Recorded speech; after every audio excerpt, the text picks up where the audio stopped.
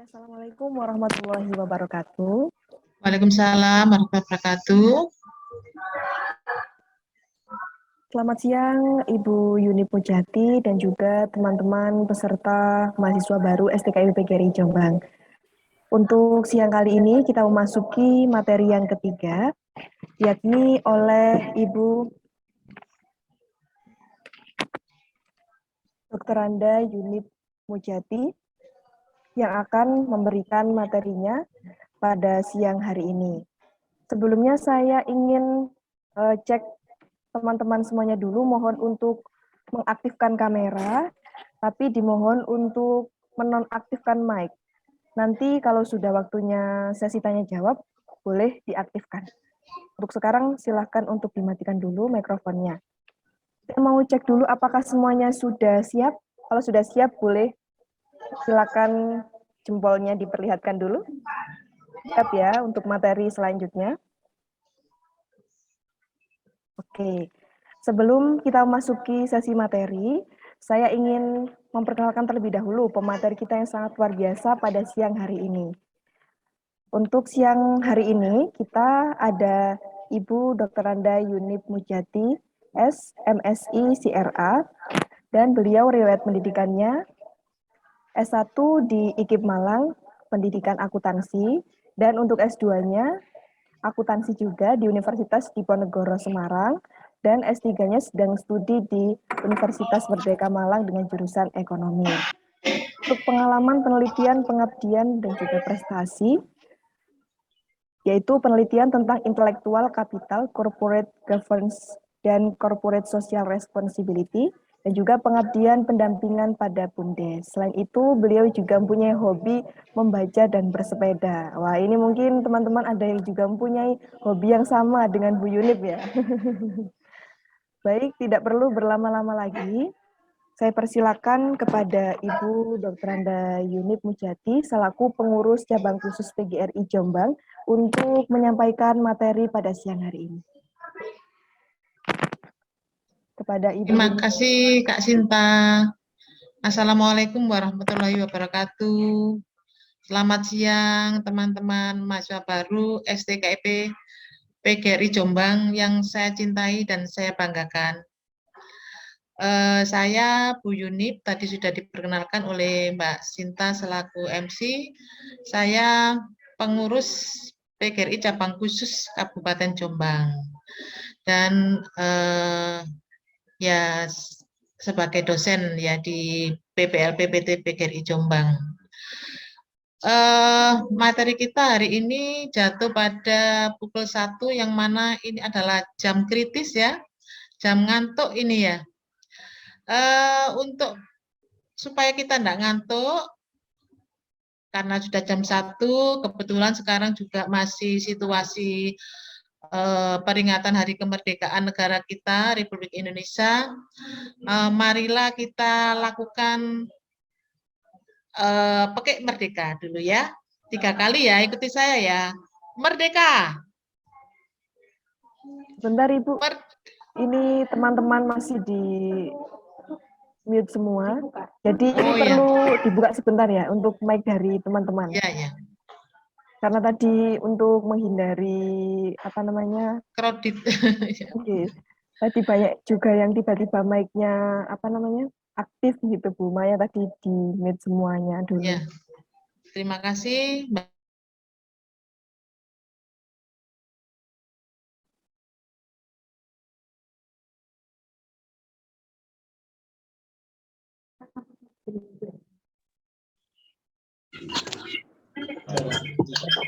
Baik, sudah bisa on mic semua ya.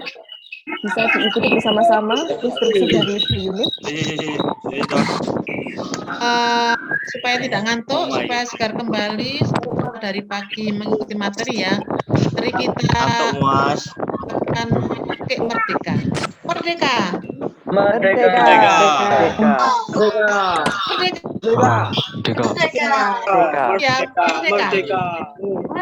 Alhamdulillah. Sudah ngantuknya sudah hilang ini ya. Alhamdulillah. Saya akan menyampaikan materi hari ini yaitu tentang peran PGRI dalam pendidikan di Indonesia. Teman-teman mohon untuk mic-nya bisa dinonaktifkan ya, karena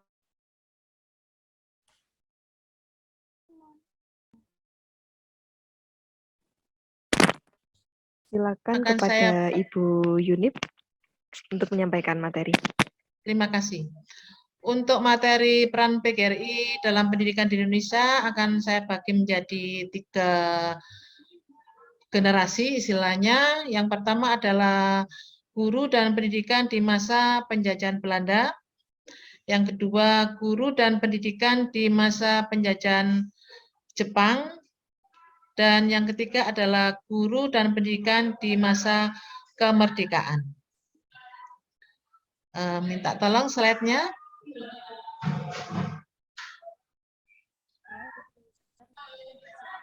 Minta tolong slide-nya, Mbak. Bentar ya Bu, masih proses. Oh, iya, proses.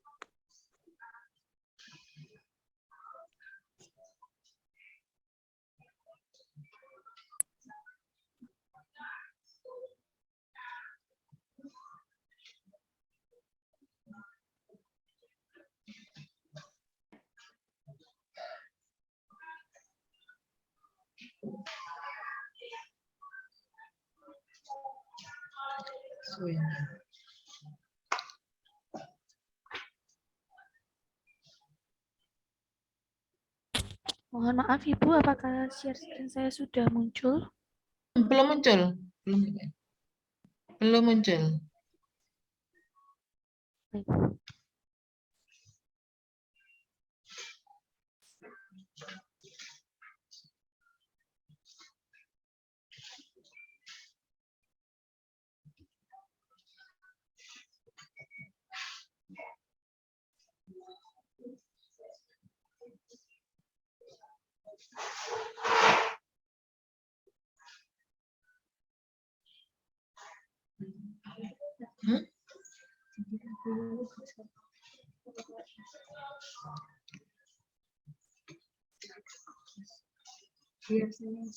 Apa biasanya saya yang share screen, Mbak?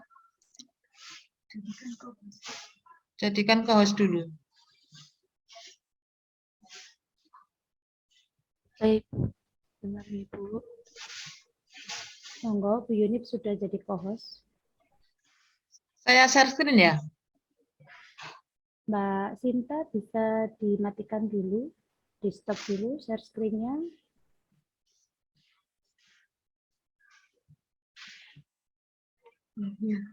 Di sini. Nah, ini enggak apa-apa. Cek aku ya. Itu tulisannya.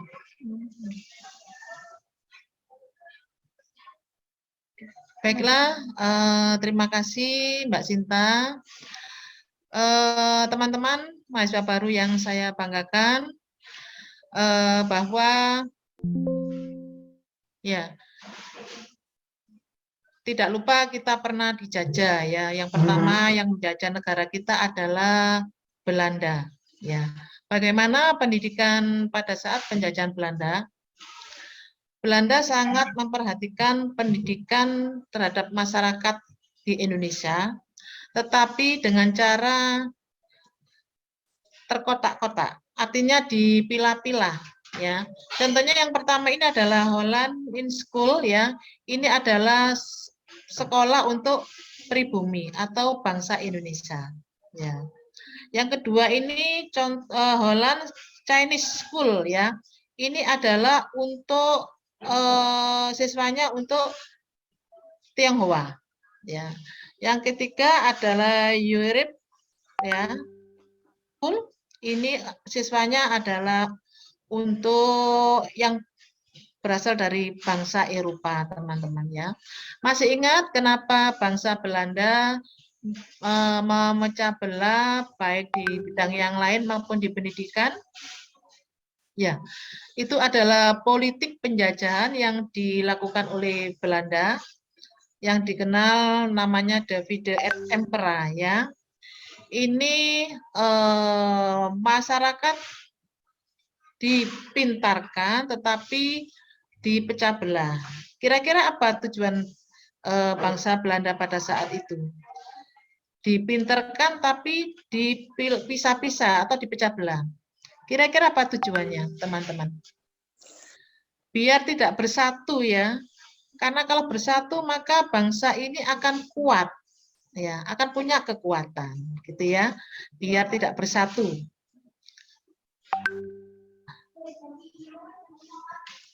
Mbak Sinta, Mbak.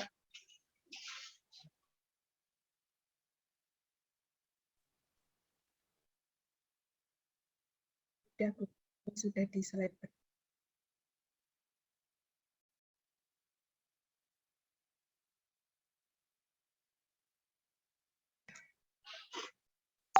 Dan sekolah berbahasa Belanda ya, ini untuk kaum ningrat, priai dan keturunan Eropa Belanda ya. Kemudian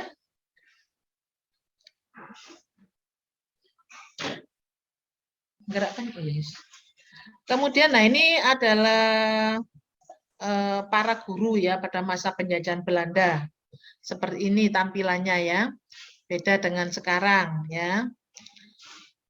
Kemudian nah, ini contoh sekolah guru desa. Jadi sekolah guru yang berada di desa dinamakan normal school ya, normal school. Berikutnya, nah ini juga sama, ini sekolah guru ya, sekolah guru. Nah ini contohnya yang tadi Holland in the School ya. Ini contohnya para siswanya, gitu ya. Nah, pada tahun 1912 ya berdirilah namanya Persatuan Guru Hindia Belanda. Ya, jadi karena tadi dipecah belah, para guru merasa perlu untuk mengadakan persatuan ya, persatuan yang namanya masih Guru Hindia Belanda. Ya. Nah, yang ketuanya namanya adalah Bapak Kartosubroto. Ini dulu yang menjadi Ketua Persatuan Guru Hindia Belanda. Pada saat ini yang menjadi kepala sekolah itu masih banyak yang dari bangsa Belanda.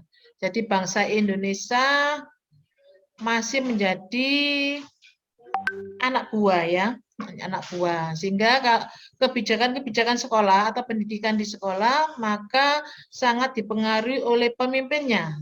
Kalau pemimpinnya bangsa Belanda, maka ya kebijakannya tentunya mengarah pada kepentingan bangsa Belanda yang saat itu menjajah negara kita. Next. Kemudian dari perkembangan itu maka PGHB berubah, Persatuan Guru Hindia Belanda berubah menjadi Persatuan Guru Indonesia. Ya, ini yang sangat mengagetkan bangsa Belanda karena istilah Indonesia ini berarti semangat kebangsaan bangsa Indonesia sudah muncul, semangat bagaimana persatuan bangsa Indonesia sudah muncul ya. Next, next. Nah, ini tujuan dari Persatuan Guru Indonesia lebih luas lagi, tidak sekedar memperjuangkan nasib dari para guru atau para pekerja pada saat itu, tetapi lebih luas lagi adalah cita-citanya yaitu atau tujuannya untuk Indonesia merdeka. Ya, untuk Indonesia merdeka. Next. Nah, kemudian dilanjutkan ya, Belanda kalah oleh Jepang sehingga penjajahan di Indonesia dilanjutkan oleh Jepang. Kemudian bagaimana pendidikan pada masa penjajahan Jepang? Next. Nah, bedanya dengan pendidikan di masa penjajahan Belanda, bahwa di masa penjajahan Jepang pengetahuan menurun ya. Pembelajaran diarahkan pada pengembangan fisik ya, seperti senam, baris berbaris, latihan kemiliteran.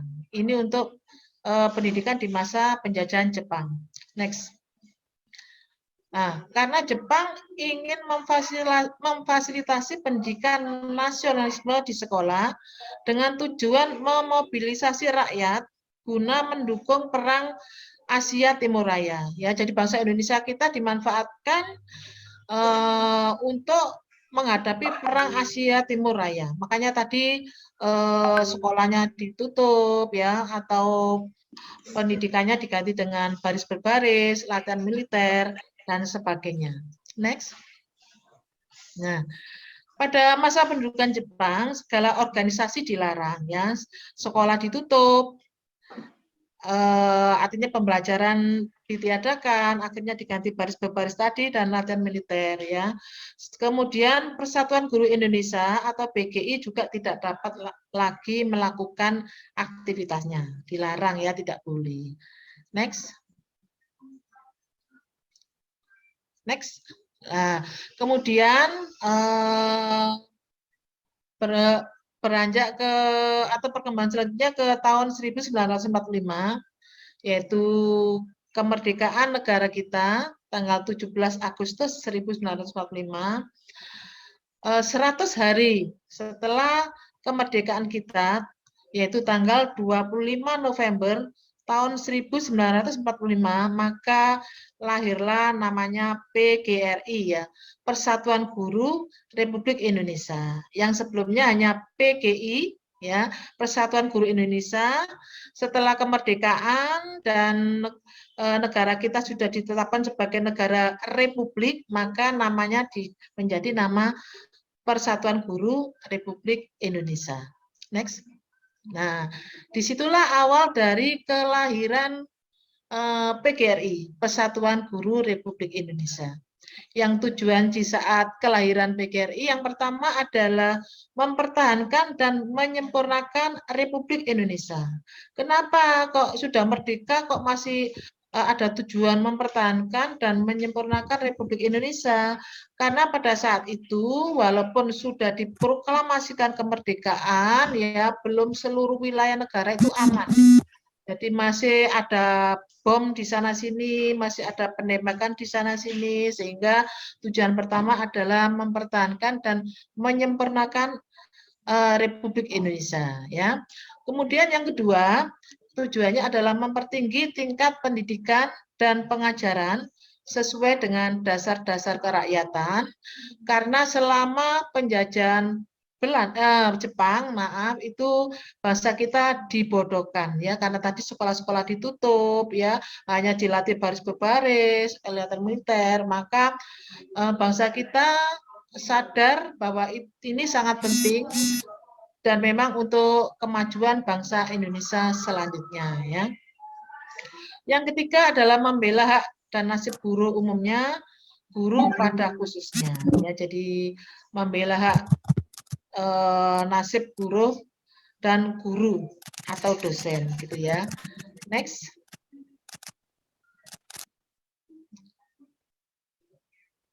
Ya.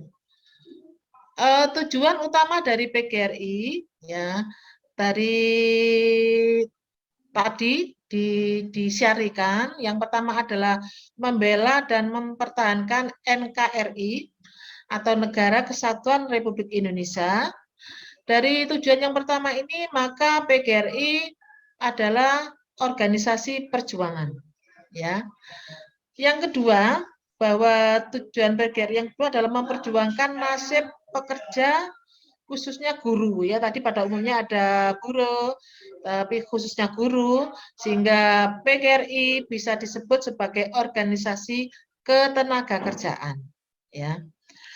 Yang ketiga, tujuan PGRI adalah memajukan pendidikan rakyat berdasarkan kerakyatan. Dengan tujuan yang ketiga ini, maka PGRI disebut sebagai organisasi profesi. Jadi PGRI bisa menjadi organisasi perjuangan, ya, bisa menjadi organisasi ketenagakerjaan, juga bisa menjadi organisasi profesi. Ya, next. Nah, dari tujuan utama tadi, maka itu menjadi jati diri PGRI ya. Jati diri PGRI. Apa itu jati diri? Ya, jati diri itu adalah landasan filosofis yang menjadi norma dalam bertindak, berperilaku dan pengambilan keputusan. Ya, itu ya. Jati diri PGRI yaitu organisasi ketenagakerjaan, organisasi perjuangan dan organisasi profesi. Next. Nah, kemudian sifat dari PGRI ya ada non partisipan, unitaristik, independen ya. Bahwa unitaristik PGRI bersifat terbuka, artinya tidak menutup diri untuk berinteraksi dengan pemerintah, dengan organisasi-organisasi profesi yang lain, dengan organisasi kemasyarakatan, ya, asalkan membawa manfaat kepada dan kemajuan pada PGRI. Yang kedua, bahwa sifat PGRI adalah non-partisan. Yang dimaksud non-partisan adalah bahwa PGRI tidak dibawa atau undergo ya dari partai atau dari kepentingan-kepentingan yang lain ya. Yang ketiga adalah independen. Independen artinya PGRI bersifat bebas untuk berinteraksi, untuk berkomunikasi, untuk kerjasama dengan organisasi yang lain. Next.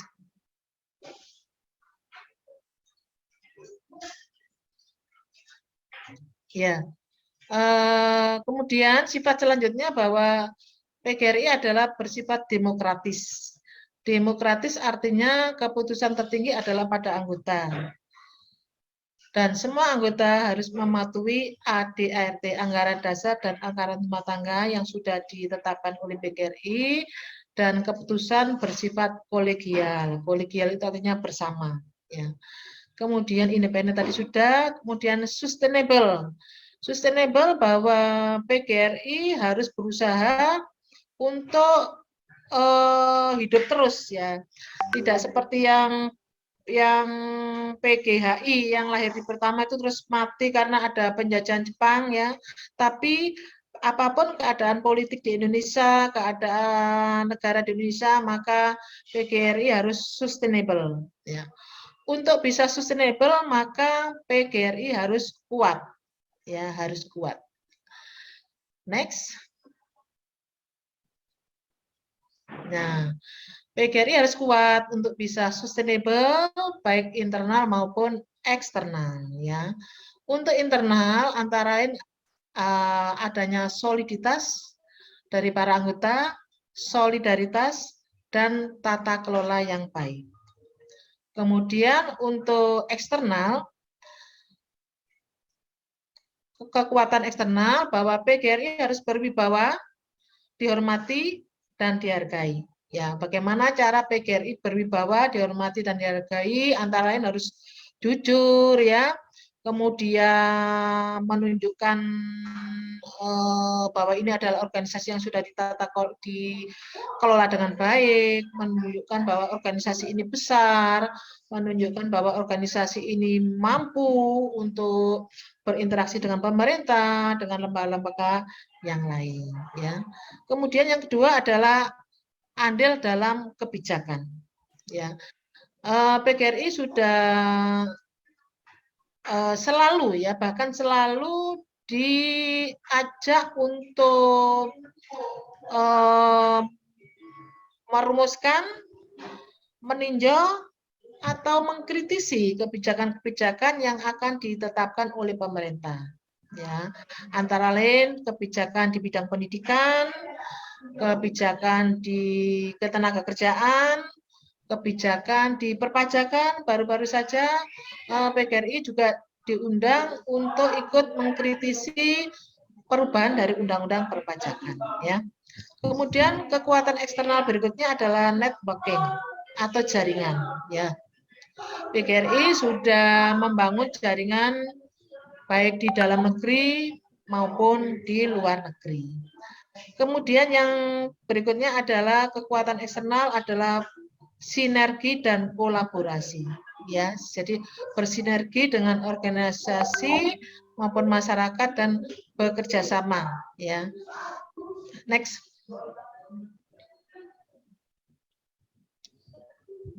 Ini tadi penjelasan yang tadi ya, sudah ya. Kita lanjutkan.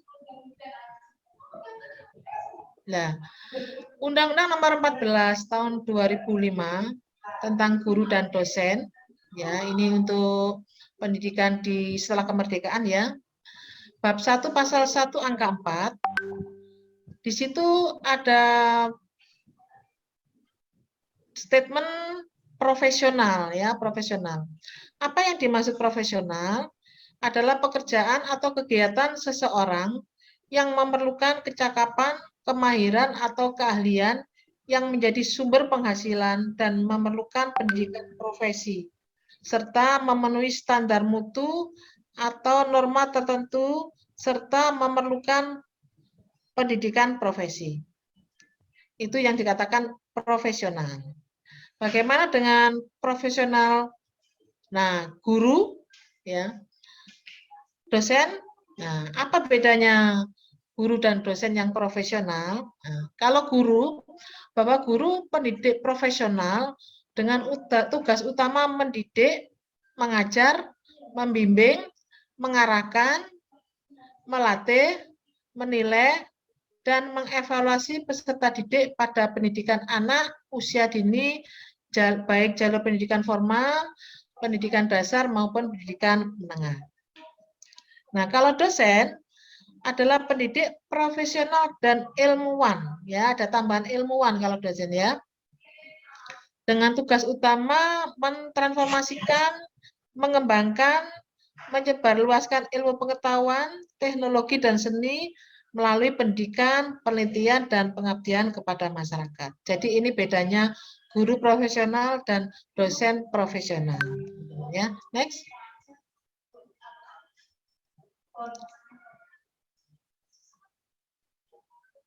Nah, sekarang apa sih prinsip-prinsip profesional ya?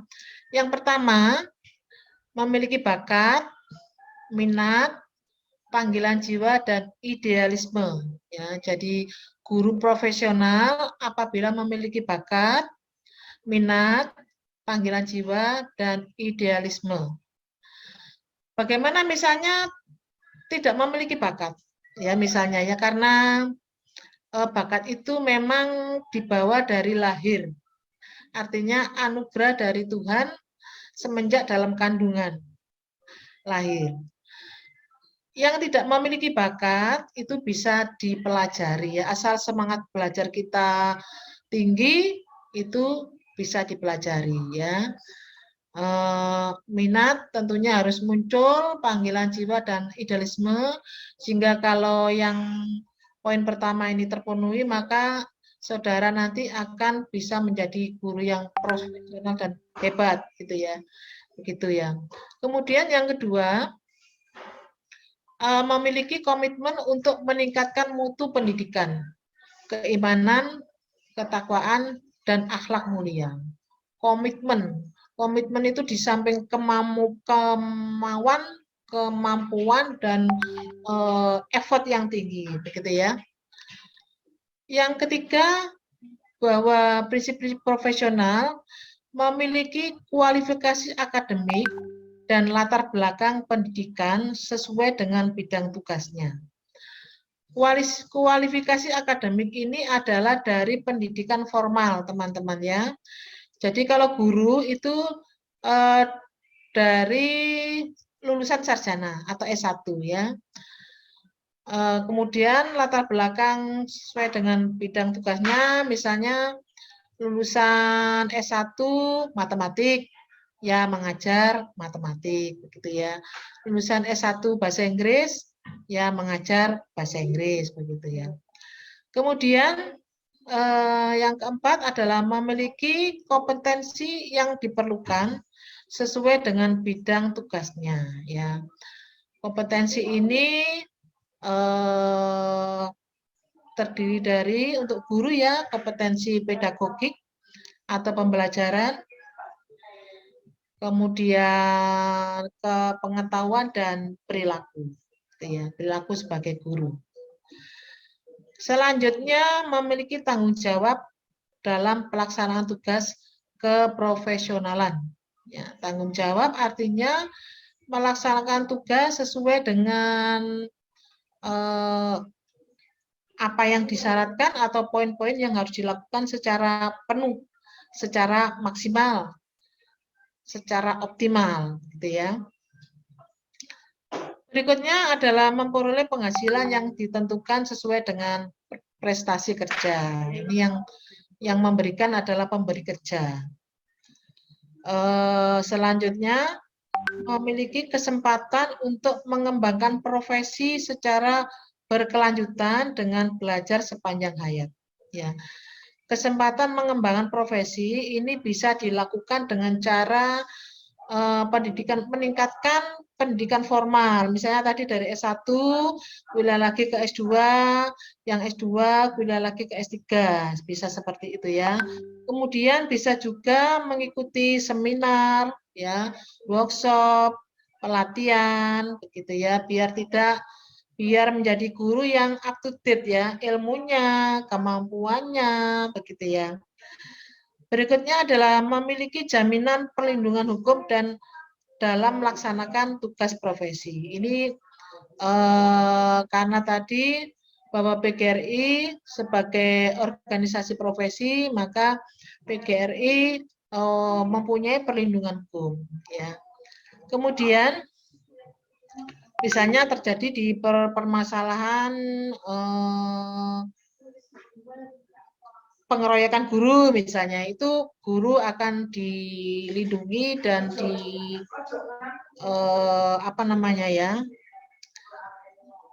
dilindungi dan istilahnya secara hukum ya, diselamatkan lah ya secara hukum.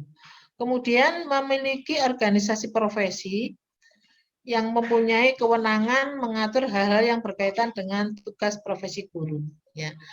Organisasi profesinya adalah tadi PGRI atau Persatuan Guru Republik Indonesia. Next.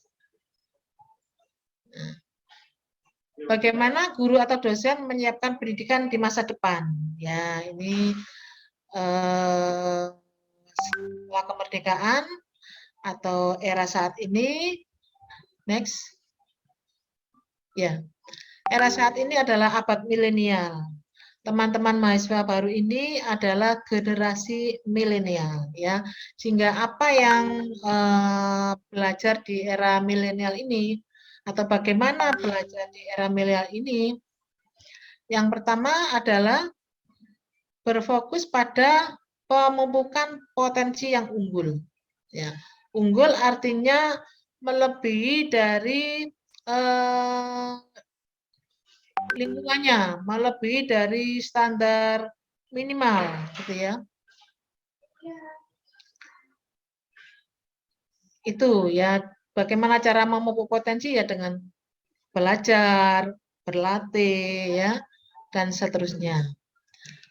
Yang kedua, bahwa pendidikan di abad milenial itu adalah kecerdasan yang seimbang, ya, yaitu kecerdasan kognitif, ada yang disebut IQ, kemudian kecerdasan emosi, atau yang disebut emosional, ya, kecerdasan emosional atau emotional quotient, kemudian kecerdasan spiritual atau spiritual quotient.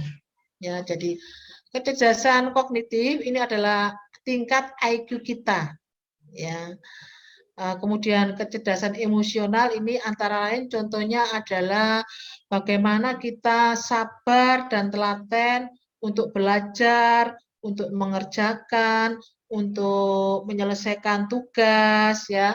Artinya sabar, telaten, dan mau kerja keras untuk mencapai tujuan yang lebih baik dan lebih besar, atau untuk mencapai cita-cita saudara nanti menjadi guru profesional, ya.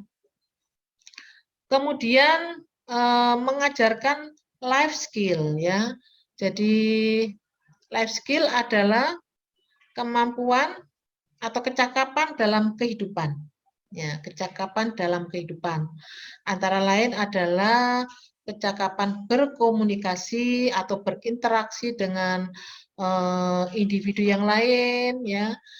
Kemudian kecakapan dalam mengatur waktu dan lain-lain, ya. Nanti banyak lagi yang lain. Kemudian evaluasinya berbasis portofolio. Ya, tidak hanya satu hal. Mungkin teman-teman waktu di SLTA sudah apa namanya mengalami penilaian berbasis portofolio, ya. Artinya tidak hanya dari tes tulis, tapi juga ada lisan, ada praktek, ada tugas dan lain sebagainya. Sehingga penilaiannya atau evaluasinya bersifat komprehensif, ya.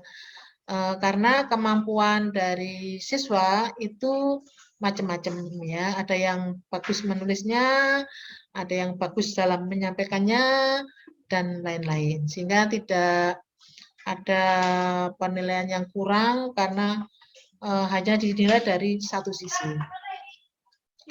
Yang kelima untuk pendidikan abad milenial adalah pembelajaran berbasis praktek, ya, sehingga learning by doing, ya. Jadi tidak hanya mendengarkan saja, tidak hanya membaca saja, tapi dengan praktek.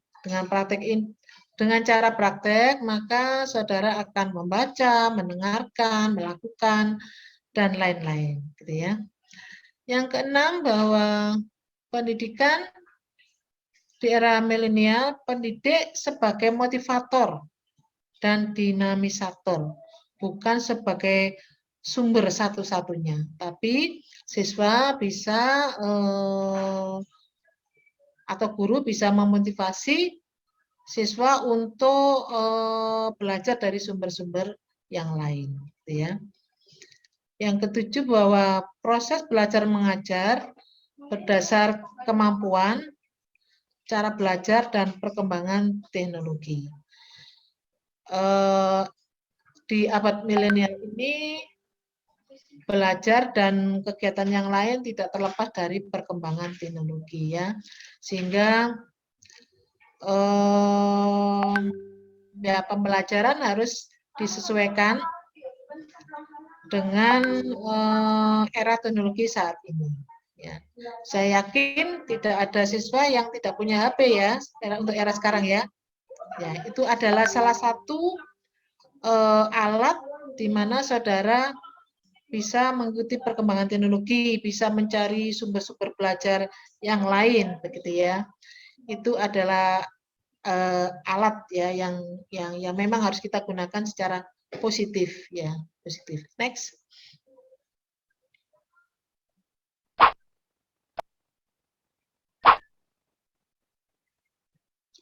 Coba yang keterampilan kehidupan tadi di next.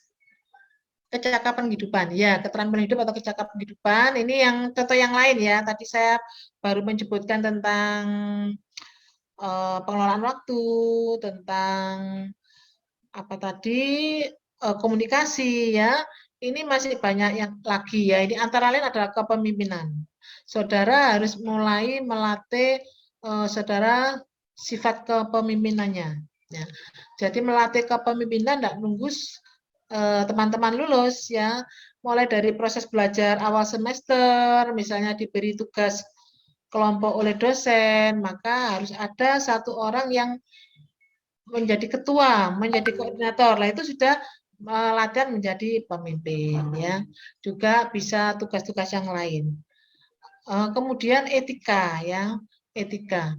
Etika ini juga sangat menentukan keberhasilan seseorang atau individu ya, karena kalau individu itu etikanya bagus, maka lingkungan, atasan, teman ya, atau dosennya akan menyukai dalam arti positif ya, senang begitu ya, senang. Kemudian akuntabilitas ya, ini terkait dengan tanggung jawab. Ya, ini harus dilatih ya. Kalau diberi tugas ya harus dikerjakan sampai selesai begitu ya, akuntabilitas ya. Tidak hanya dikerjakan separuh misalnya ya. Kemudian kemampuan beradaptasi ya. Ini juga penting karena kalau tidak mampu beradaptasi kita sendiri akan merasa tersiksa. Dan teman-teman yang lain akan malas untuk berteman dengan kita ya. Kalau teman yang lain malas berteman dengan kita, padahal tugas-tugas kuliah pada era saat ini banyak yang kolaborasi ya, maka kita akan susah mendapatkan kelompok ya. Kemudian berikutnya adalah produktivitas individu atau menjadi individu yang produktif ya. Kemudian tanggung jawab individu, keterampilan personal, kemudian mempunyai arah atau tujuan hidup pribadi ya. Kalau tidak punya arah maka jalan akan bingung ya, mau kemana begitu ya. Kemudian tanggung jawab sosial. Next. Nah, ini contohnya keterampilan berpikir dan belajar harus dimiliki oleh generasi era saat ini, generasi milenial ya. Yang pertama bahwa berpikir kritis dan terampil mencari solusi. Ya. Caranya berpikir kritis ya, kalau diskusi berusaha untuk ikut memberikan pendapat ya, kemudian mungkin dapat tugas dari dosen untuk menganalisis ya atau mengevaluasi, itu juga termasuk latihan berpikir kritis ya. Kemudian terampil mencari solusi, baik solusi di kehidupan sehari-hari maupun solusi dari kasus-kasus mungkin yang disampaikan oleh Bapak Ibu dosen gitu ya. Berikutnya adalah kreativitas dan keterampilan inovasi. Inovasi itu pemikiran yang hal-hal yang baru ya. Kalau ini harus dibiasakan dan dilatih teman-teman ya. Ada yang memang dari lahir manusia itu diberi kelebihan Tuhan untuk kreatif ya, kreatif dan inovatif. Kalau kita masih belum punya sifat seperti itu, maka ini bisa dilatih. Ya, bisa dilatih. Dan harus dilatih. Kalau tidak bisa mengikuti perkembangan abad milenial ini ya, atau perkembangan zaman yang ada begitu ya. Kemudian keterampilan komunikasi dan informasi ya, tadi sudah disampaikan, komunikasi itu juga masuk keterampilan dalam kehidupan. Kemudian keterampilan berkolaborasi. Berkolaborasi itu bekerja sama, berkelompok ya.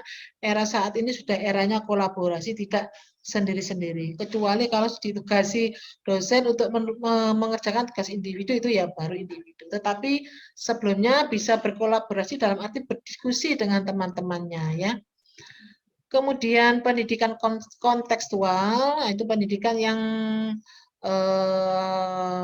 menggunakan contoh-contoh nyata. Misalnya kebetulan ada jurusan biologi ya. Misalnya kalau biologi menjelaskan kerangka manusia itu pakai patung kerangka manusia gitu ya, atau bisa visual ya. Sekarang apalagi di STKIP ada smart learning ya, itu bisa divisualkan lewat media itu ya. Kemudian keterampilan informasi dan media ya, ini saudara sudah terlahir, karena saudara masuk generasi milenial, saudara sudah terlahir terampil dalam mencari informasi dan menggunakan media, ya kan ya? Ada yang pakai Facebook, ada yang pakai WA, ya, ada yang apa yang lainnya? Saya banyak lagi yang lain ya, nanti teman-teman bisa sampaikan. Next. Ya. Jadi sebagai guru saat ini, bahwa bagaimana cara mendidik sesuai dengan abad milenial tadi, dan bukan seberapa banyak mendidik. Ya, sehingga sekarang saya kembali ke tadi contoh-contoh di awal bahwa pendidikan di masa penjajahan Belanda, pendidikan di masa Jepang, penjajahan Jepang, semuanya ada kelemahannya ya. Kalau di penjajahan Belanda dipintarkan tapi dengan dipecah belah supaya tidak bersatu, supaya tidak punya kekuatan, biar tidak bisa rundingan, begitu ya. Tetapi pendidikan di masa penjajahan Jepang, pengetahuannya atau bahkan sekolah ditutup, hanya diajari latihan militer, senam dan sebagainya, itu apa namanya, sama dengan dibodohkan ya. Semuanya namanya penjajahan atau masyarakat atau bangsa yang sedang dijajah adalah tidak enak, begitu ya teman-teman ya. Sehingga pembelajaran pun sekarang Menteri Pendidikan mencanangkan bahwa sekarang menggunakan Merdeka Belajar Kampus Merdeka.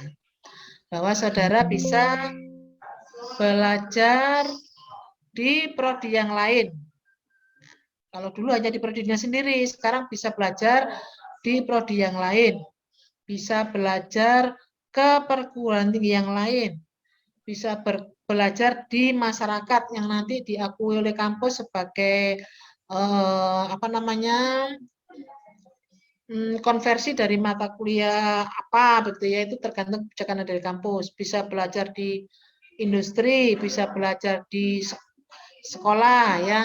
Itu nanti itu antara lain cara Merdeka Belajar, kampus Merdeka, dan nanti kampus akan membuat peraturan dan prosedur untuk melaksanakan itu, dan masing-masing kampus berbeda-beda, ya.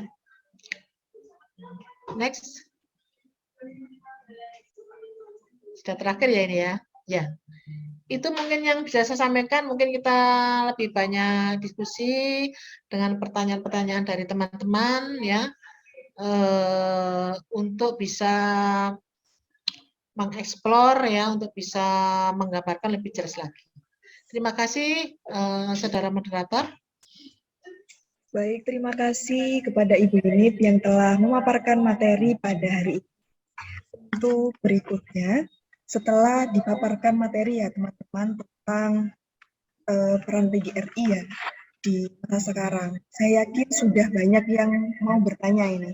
Untuk itu, saya buka untuk sesi tanya jawab ya Ibu. Nanti Ya. apakah pertanyaan ditampung dulu atau nanti langsung dijawab Ibu? Oh, 3 dulu gitu ya. Oh iya, baik. 3 pertanyaan dulu maksudnya. Sambil saya catat. Ya, siap. Terima kasih. Ini sudah ada yang raise hand. Untuk mengajukan pertanyaan ada Hani Arianto. Baik, Hani silakan untuk mengajukan pertanyaannya. Silakan. Terima kasih untuk waktunya dan mohon izin bertanya, Bu. Nggih, Mas Harun. Sakit nggih, Bu nggih? Sakit. Jadi begini, Bu. Kan tadi kan sudah jenengan terangkan yang di awal tadi terkait revolusi nggih, revolusi mulai dari PGHB, kemudian pindah menjadi PGI, terus sekarang menjadi PGRI sampai sekarang ini, Bu nggih. Dan saya tanyakan ini, Bu. Kenapa sekarang itu masih ada guru yang menjadi itu loh, Bu, guru honorer, Bu. Jadi atau sekarang P3K atau sertifikasi kok terus atau PNS, kenapa kok masih diperibet dengan data-data mungkin yang masuk Dapodik baru bisa ke sertifikasi atau daftar ke apa ke PNS atau gimana? Kenapa kok pemerintah itu tidak langsung apa ya namanya? Maksudnya itu langsung menyamaratakan mulai dari sertifikasi tanpa ada peribetan kayak data-data gitu loh Bu. Oke, ya. Terima kasih. Assalamualaikum warahmatullahi wabarakatuh. Waalaikumsalam Waalaikumsalam warahmatullahi warahmatullahi wabarakatuh. wabarakatuh. Terima kasih untuk Mas Hani Arianto pertanyaannya. Apakah ada pertanyaan dari yang lain? Silakan, masih ada untuk kuota 2 penanya lagi.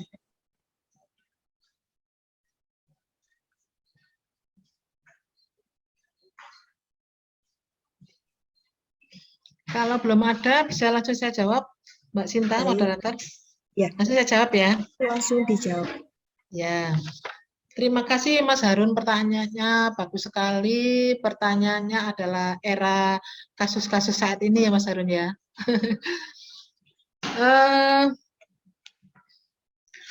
Yang Mas Harun tanyakan adalah ini peran PGRI sebagai organisasi ketenagakerjaan dan organisasi profesi ya. Ketenagakerjaan karena ini berkenaan dengan ya tenaga honorer tadi, terus kemudian ada tenaga P3K atau kontrak begitu ya, pakai kontrak, kemudian ada PNS. Kenapa kok enggak semuanya langsung saja diangkat sebagai PNS begitu ya Mas ya? Pakai ngisi data bolak-balik ya, ribet sekali ya. Jadi PGRI sudah ya ini PGRI terus berjuang dan tidak pernah berhenti berjuang gitu ya Mas ya. Munculnya undang-undang guru dan dosen itu juga karena perjuangan PGRI yang banyak gitu ya. Yang lain-lain juga ada perjuangan. Tapi ini juga yang perjuangan besar dari PGRI untuk munculnya undang-undang guru dan dosen sehingga guru dan dosen bisa diakui sebagai profesi ya, seperti profesi dihargai sebagai profesi seperti profesi yang lain, dokter, hakim dan lain-lain ya. Itu adalah di undang-undang guru dan dosen. Selain itu bahwa dengan dihargai sebagai tenaga profesional atau profesi, maka di undang-undang guru itu juga ditetapkan bahwa guru dan dosen harus mendapatkan tunjangan profesi. Kalau dosen namanya sertifikasi dosen, kalau guru namanya sertifikasi pendidik. Ini perjuangan dari PGRI. Sekarang PGRI juga terus berjuang antara lain bahwa mengusulkan begini, kalau program P3K dan PNS itu adalah programnya pemerintah. Jadi pemerintah membuat program bahwa ke depan bahwa tenaga PNS itu akan dikurangi atau bahkan nol ya, akan semuanya dijadikan tenaga kontrak atau P3K. Karena ini berhubungan dengan ini kebijakan pemerintah yang hubungannya dengan penganggaran gitu ya Mas ya. Tetapi bagaimana PGRI berjuang minimal bahwa guru-guru honorer itu nanti akan menjadi guru P3K kan begitu ya. Akan tetapi pemerintah juga ini ada saling tarik ulur. Pemerintah juga tidak ingin mengangkat guru yang tidak kompeten gitu ya, sehingga kemarin itu ada tes P3K itu ya khususnya guru-guru yang di daerah itu hampir semuanya kesulitan ya, bahasanya itu terseok-seok untuk bisa, sehingga nilainya jelek, pada umumnya jelek ya. Nah, Pak Menteri ingin guru itu adalah sesuai dengan eranya saat ini, bahwa guru itu juga dengan adanya teknologi maka harus ya banyak membaca, banyak mendapatkan ilmu dan tidak gaptek begitu ya. Dan itulah kendala-kendala dari guru yang ada di daerah, banyak yang gaptek ya. itu kemarin ya, sehingga tetapi sekarang PGRI tetap memperjuangkan bagaimana guru-guru honorer yang sudah sekian tahun itu untuk diusulkan diangkat, begitu ya. Ya ini namanya perjuangannya, yang PGRI memperjuangkan, yang pemerintah nuruti atau tidak, menyetujui atau tidak, kan ini ya sebuah perjuangan. Dan tapi ini secara apa ya, perkembangannya terus meningkat ya, terus meningkat begitu ya. Mas Harun ya. Monggo Mbak moderator, mungkin ada pertanyaan yang lain. Baik, terima kasih atas jawaban dari Ibu. Bagaimana Mas Hani, apakah sudah cukup menjawab? Terima kasih untuk jawabannya, cukup saya terima. Nggih. Baik, terima kasih. Untuk selanjutnya ini sudah ada yang raise hand lagi. Kepada Muhammad Arizal Furkon, apakah sudah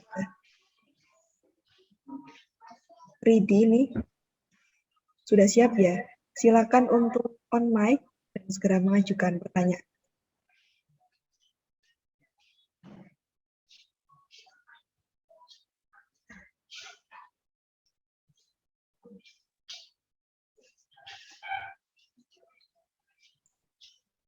Untuk Muhammad Arizal, suaranya masih belum terdengar.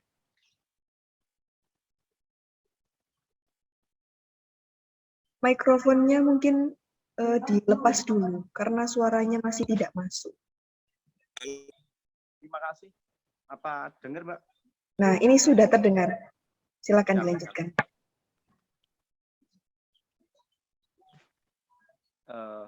Saya mau bertanya tentang sebuah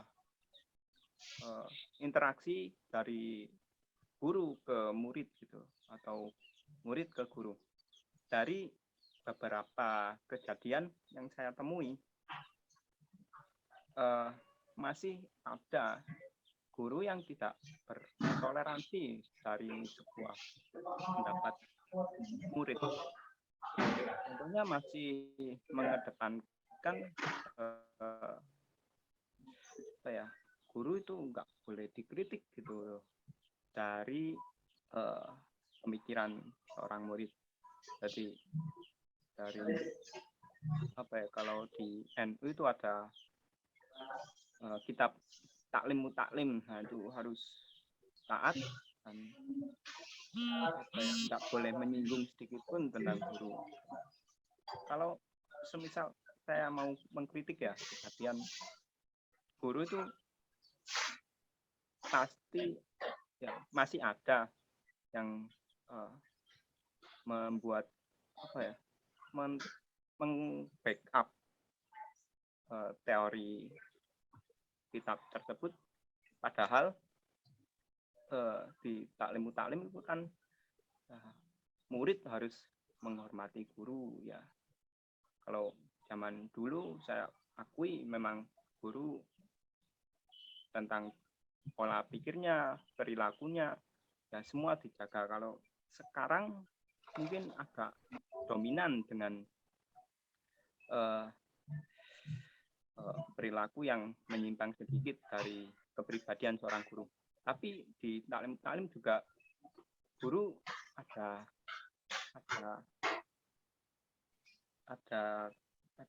teori tentang ya guru nggak boleh tersinggungan gitu. Dan kitab itu memang adil ya menurut saya. Kalau saya baca ya mohon maaf kalau ada salah pengucapan dalam saya mempelajari kitab tersebut. Nah, kan mayoritas di kampus juga guru beragama Islam gitu. Kalau saya berhati-hati gitu kalau mau menyampaikan pendapat. Terima kasih. Mbak moderator, sayangnya saya enggak, suaranya sangat kecil, bisa diulangi Mbak moderator ya pertanyaannya. Nggak kedengeran Bu, maaf. Iya betul ya, enggak kedengaran ya. Yang lain ya. Emang nggak kedengeran. Oh ya, enggak kedengaran. Sudah panjang, enggak dengar. Teman-teman yang lain juga enggak dengar, Mas Rizal. Betul. Ya, Bu, ya. Terima kasih. Ya, di lain waktu aja kalau ketemu gitu, Bu. Oh iya, bisa ya. Saya ngantornya di kantor PPLP, Mas. Hari Selasa sampai Kamis bisa diskusi ya. Siap, siap. Ya, siap. Ya. Terima kasih, nggih. Mohon maaf kalau Nggih, ada nggih. salah ucap. Baik, terima kasih untuk Mas Arizal. Tadi diberi kesempatan kalau mungkin ingin bertemu Bu Yuni, bisa Iya, ya. iya. Betul. Oke, baik, terima kasih untuk Mas Arizal. Selanjutnya ini masih ada dua, ini ada perempuan ya ini yang tanya. Untuk yang selanjutnya saya persilakan kepada Andin Yusnia untuk be on mic dan silakan untuk mengajukan pertanyaan. Assalamualaikum warahmatullahi wabarakatuh. Waalaikumsalam. Eh, izin mau bertanya, untuk yang tadi kekuatan internal, tadi sempat menyinggung tentang soliditas dengan solidaritas. Itu apa perbedaannya antara soliditas dengan solidaritas? Terima kasih. Ya. Sekalian tambah satu lagi, Mbak Moderator. Baik, terima kasih untuk Kak Andin Yusnia. Pertanyaannya ini di list dulu ya. Selanjutnya ada Kak Nurmalia. Silakan boleh mengajukan pertanyaan.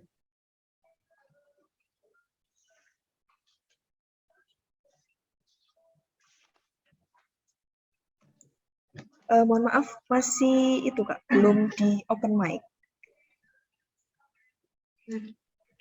Assalamualaikum warahmatullahi wabarakatuh.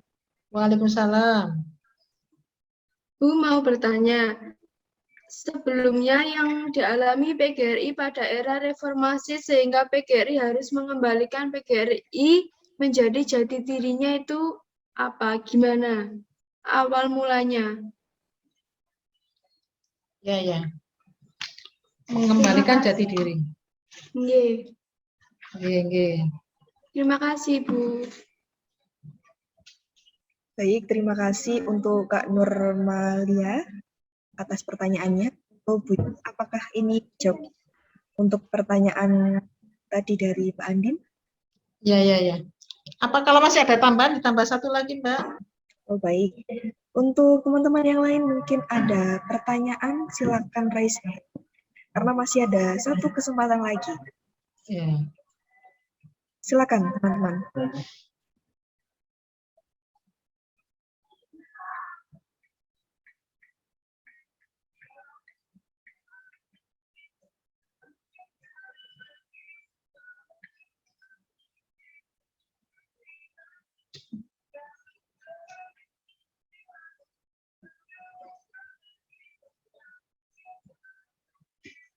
Bagaimana?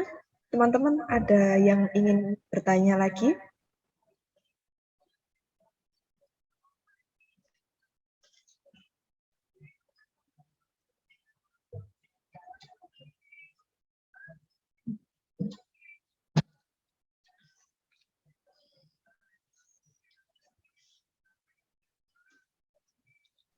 Sepertinya ini belum ada yang bertanyaan. Ya. Kalau begitu saya jawab dulu. Tadi pertanyaan yang pertama, apa bedanya soliditas dan solidaritas? Ya. Kalau solidaritas adalah saling percaya antar individu, ya, saling percaya antar individu atau antar anggota, bisa antar anggota dengan pengurus, ya, bisa antar pengurus dan pengurus, ya. Tetapi kalau solid itu artinya kokoh, ya, kokoh, solidaritas kokoh, kuat, ya, harus solid. Solid itu apa ya, bisa semboyan kami tak ada ya kami ya rukun ya, sehingga pokoknya saya sekata lah ya, saya sekata ya, rukun saya sekata sehingga solid itu ya, kalau dijabarkan. Kalau solidaritas adalah saling percaya antar anggota dengan pengurus dan pengurus, ya. Itu namanya solidaritas. Begitu ya teman-teman ya. Kemudian pertanyaan yang berikutnya tadi antara lain bagaimana cara mengembalikan jati diri ya. Jati diri PGRI ya. Tadi antara lain adalah dari tujuan utama tadi ya menjadi jati diri ya. Bahwa PGRI adalah organisasi perjuangan, PGRI adalah organisasi ketenagakerjaan, PGRI adalah organisasi profesi. Yang pertama tadi adalah dengan cara apa ya?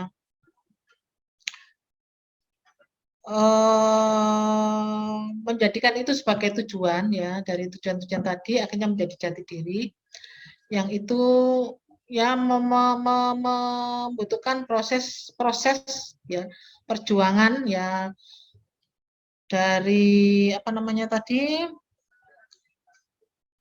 PGI tadi menjadi PGRI ya, itu adalah proses perjuangan awalnya dari proses ingin negara ini merdeka, agar negara ini menjadi pendidikannya meningkat, yang tadi karena sudah lama dibodohkan oleh penjajah Jepang ya, kemudian ingin menjadi apa namanya bangsa ini guru dosen khususnya menjadi apa namanya sesuatu profesi yang dihargai. Jadi latar belakangnya sana kemudian dijadikan sebagai tujuan dan itu ya butuh perjuangan. Kalau bersatu kita bisa berjuang ya, makanya membentuk persatuan tadi ya, Persatuan Guru Republik Indonesia. Tanpa persatuan tidak bisa berjuang atau bisa berjuang tapi lemah, tidak kuat ya. Mungkin teman-teman sudah pernah dicontohkan oleh Bapak Ibu guru waktu di STA, contohnya kalau sapu lidi satu saja, satu batang, itu akan mudah dipatahkan. Tetapi kalau sapu lidinya ribuan misalnya diikat menjadi sapu, itu susah untuk dipatahkan. Itulah persatuan ya. Jadi dari kondisi yang ada itu kemudian menjadi niat untuk diperjuangkan sehingga menjadi tujuan dan itu memang membutuhkan perjuangan-perjuangan dari semua para guru yang punya komitmen untuk mencapai tujuan itu. Itu ya Mbak ya. Baik, terima kasih atas jawaban dari Bu Ibnif. Bagaimana untuk Kak Andi sama Kak Nurmalia, apakah sudah cukup jawab? Ya, sudah Kak, terima kasih. Terima kasih. Baik, terima kasih kembali. Apakah dibuka pertanyaan lagi atau bagaimana? Waktunya masih ada ya Mbak ya? Waktunya masih ada. Oh, masih ada. Monggo kita diskusi ya sampai waktunya habis ya. Monggo. Baik, terima kasih. Ini sudah ada yang raise hand lagi. Nabil Denta sudah raise hand. Silakan untuk mengajukan pertanyaan. Ya, Assalamualaikum warahmatullahi wabarakatuh. Waalaikumsalam warahmatullahi wabarakatuh. Izin bertanya, Ibu, kenapa waktu dulu tenaga pendidikan itu kayaknya sangat lemah sehingga mengakibatkan dibodohi gitu, Bu? Seperti itu. Kenapa waktu itu sangat lemah sekali sehingga dibodohi oleh penjajah-penjajah sehingga memperjuangkannya untuk bangkit lagi itu sangat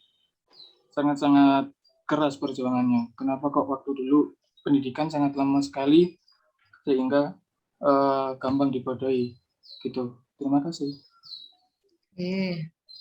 Baik, terima kasih Pak Nabil Denta. Apakah langsung dijawab? Ya, bisa saya langsung jawab Mbak Sinta ya. Baik, terima kasih. Silakan. Tadi pertanyaannya kenapa guru dulu lemah begitu ya? Maksudnya dulu mungkin pada masa penjajahan ya, Mas? Iya, Bu. Oh iya, iya. Padahal kan tenaga pendidikan seharusnya kan bisa membangkitkan ilmu atau pengetahuan waktu itu sehingga kita tidak dijajah semena-mena. Iya, iya. Bagus sekali pertanyaannya. Kenapa guru dulu lemah pada saat penjajahan? Seperti yang kita lihat tadi, bahwa penjajah Belanda itu caranya adalah dengan memecah belah. Nah, memecah belah itu memang cara bangsa Belanda untuk melemahkan bangsa Indonesia. Semua bangsa, baik tidak hanya guru, akan lemah karena tidak bisa berkomunikasi, ya, tidak pernah berdiskusi untuk merencanakan sesuatu yang meningkatkan pendidikan, meningkatkan kesejahteraan, itu ya. Pada saat masa penjajahan itu, di samping itu adalah kondisi keamanan yang sangat rentan, Mas, ya.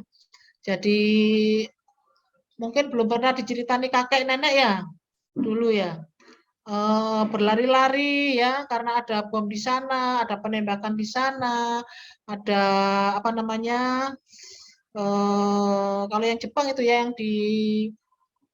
dipaksa untuk Romusa dulu istilahnya kerja paksa begitu ya. Dia di samping dipecah belah itu juga ada tekanan-tekanan dari penjajah ya Mas ya. Tekanannya itu ya tadi itu ya bisa ditembak, bisa dipukul dan lain sebagainya.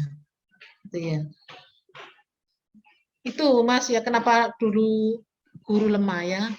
Makanya ada semangat dari para guru itu untuk membentuk yang pertama itu adalah PGHI kan gitu ya, Persatuan Guru Hindia Belanda. Itu semangatnya karena ingin bersatu, ingin kuat. Karena kalau tidak bersatu, lemah. Ya, lemah. Itu ya Mas ya. Ya, Ibu. Terima kasih atas jawaban dan penjelasannya. Terima kasih. Baik, terima kasih untuk Kak Nabil Denta. Sudah cukup menjawab ya? Ya, sudah, Kak. Ya. Baik, terima kasih. Ya. Ini untuk teman-teman yang lain, apakah ada pertanyaan?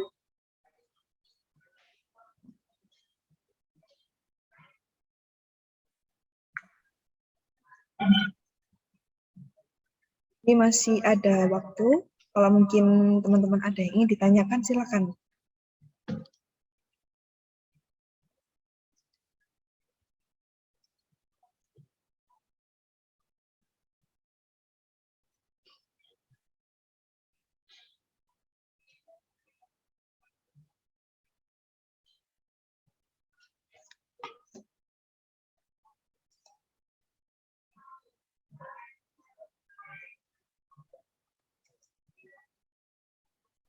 Baik, karena teman-teman ini mungkin ada yang ingin bertanya tapi tidak bisa on mic, Bu. Ada yang tadi japri saya.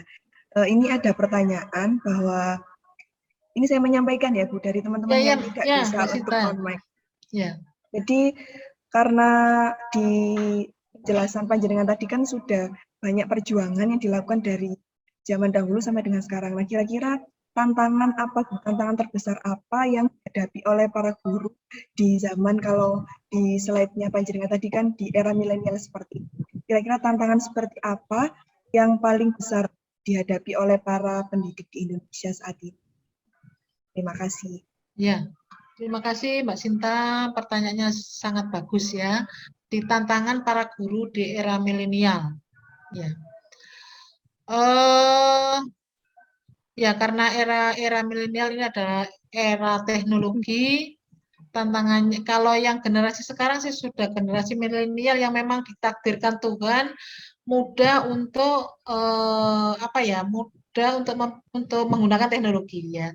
Tetapi guru-guru yang lama ini ya, yang sudah masuk generasi milenial butuh perjuangan yang sangat keras untuk ya mengikuti perkembangan teknologi untuk bisa menjadi sarana belajar, sarana meningkatkan pengetahuan, keterampilan sebagai guru profesional. Itu di teknologinya. Untuk guru yang ini loh ya, yang generasi seperti saya misalnya ya, itu tapi tidak boleh ya harus ya. Jadi ya semangatnya yang harus tinggi, semangat belajarnya yang harus tinggi. Untuk bisa mengikuti teknologi gitu ya. Itu tantangannya kalau menurut saya saat ini. Terima kasih Mbak. Baik, terima kasih Ibu Yunip atas jawabannya. Dan mungkin itu sebagai pertanyaan terakhir dari teman-teman karena sudah tidak ada lagi yang raise hand dan tidak ada lagi yang mungkin bertanya di kolom chat. Baik, saya ucapkan sekali lagi terima kasih atas materi dari Ibu ini pada siang menuju sore hari ini. Dan sebelum saya akhiri untuk sesi materi, saya izin menyimpulkan dari apa diskusi pada siang hari ini. Tadi sudah dijelaskan oleh Ibu perjuangan dari zaman Belanda sampai dengan zaman sekarang sudah menjadi PGRI, di mana tujuannya sendiri itu bukan hanya sekedar memperjuangkan nasib, tapi juga untuk bagaimana Indonesia merdeka. Dan PGRI sendiri ini merupakan organisasi profesi, sehingga diharapkan di era yang seperti ini, tadi seperti yang pertanyaan terakhir, bahwa harus siap untuk menghadapi era-era yang semakin serba digital sekarang. Baik, sekian dari saya. Mungkin ada pesan dan kesan dari Ibu Unip untuk teman-teman peserta. Ya, terima kasih Mbak Sinta, teman-teman masa baru STKP PGRI Jombang. Saudara sudah sangat tepat memilih STKP sebagai tempat saudara belajar, karena STKP PGRI Jombang adalah kampus unggulan, ya, yang mulai tahun 2008 sampai sekarang. Dan pastikan saudara akan lulus menjadi tenaga profesional. Terima kasih, Mbak. Assalamualaikum warahmatullahi wabarakatuh. Waalaikumsalam warahmatullahi wabarakatuh. Amin ya rabbal alamin. Terima kasih banyak Bu Unip. warahmatullahi wabarakatuh. Kita beri aplaus dulu untuk materi kita pada siang hari ini.